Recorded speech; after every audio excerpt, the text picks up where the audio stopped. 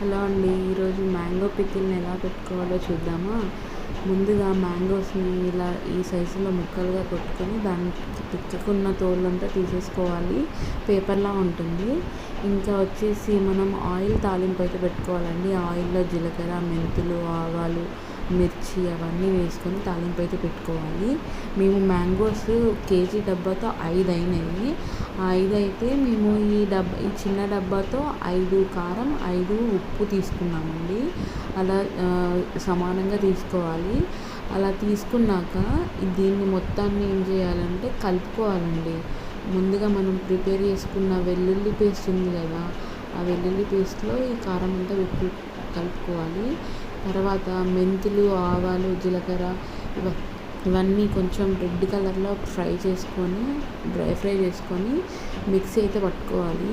Mixie పట్టుకున్నాక ఈ మ్యాంగోస్కి ఈ ఆవపిండిని అయితే పట్టించాలి. ఆవపిండిని పట్టించేటప్పుడు కొంచెం లైట్గా పసుపు కొంచెం ఆయిల్ తట్టుకొని ఇలా ఆవపిండిని, పసుపుని మ్యాంగోస్కి అయితే మ్యాంగో ముక్కలు పట్టించాలి. తర్వాత జీలకర్ర పొడి వేసుకోవాలి, మెంతుల పొడి వేసుకొని ఇలా బాగా కలుపుకోవాలి. బాగా ముక్కలకైతే పట్టించాలి. అలా పట్టించేసాక ఈ కారంలో వెల్లుల్లి ముద్ద ఉంటుంది కదా, ఆ ముద్దను మొత్తం మంచిగా కలుపుకోవాలి. కలుపుకున్నాక ముందుగా తాలింపు పెట్టుకున్న ఆయిల్ ఉంది కదా, ఆ ఆయిల్ని ఈ కారంలో కలిపేసుకోవాలి. మంచిగా కలుపుకున్నాక ఏం చేయాలి, ఇలా ఆయిల్ పోసుకొని కలుపుకోవాలి. కలిపేసుకున్నాక చాలా చక్కగా మొత్తం ఆయిల్ అంతా కింది వరకు కలిసేలాగా కలుపుకోవాలి. కొంచెం ఆయిల్ సరిపోకపోతే మనం ఈ ఫ్రై ఆయిల్ కాకుండా కొంచెం పచ్చి ఆయిల్ కూడా కలుపుకోవచ్చు. ఇలా కలిపేసుకున్నాక పెట్టిన మ్యాంగోస్ ఉన్నాయి కదా, ఈ మ్యాంగోస్ని కొద్దిగా కారంలో కలుపుతూ మనం ముందుగా అయితే జాడీని అయితే ప్రిపేర్ చేసుకోవాలండి. జాడీని ఎలా ప్రిపేర్ చేసుకోవాలి అంటే బాగా వాష్ చేసి ఎండకు పెట్టేసుకోవాలి.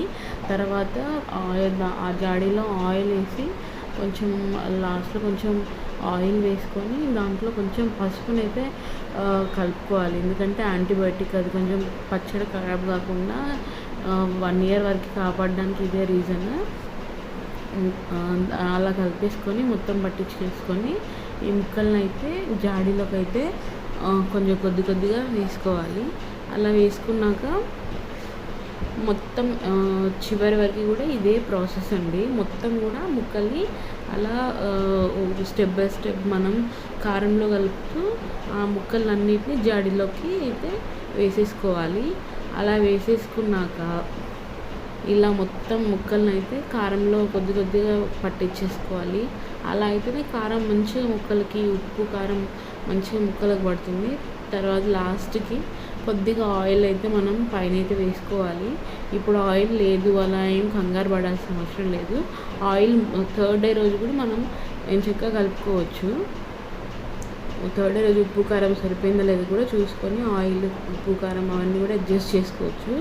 నాకు అన్నిట్లో లాస్ట్ ఇష్టమైన పార్ట్ వచ్చేసి ఈ కలిపిన అన్నాన్ని తినడమేనండి. చిన్నప్పటి నుంచి కూడా ఇదంటే నాకు ఎంతో ఇష్టం. ఇలా కలిపింది మళ్ళీ కొన్ని రోజులు అయితే నాకు ఇది ఇష్టమే ఉండదు, కానీ ఆ ఫస్ట్ డే ముద్దలో ఏంటో ఆ మహిమ సూపర్ ఉంటుంది. ఇప్పుడు ఇది టేస్ట్ మాత్రం హైలైట్ ఉంది.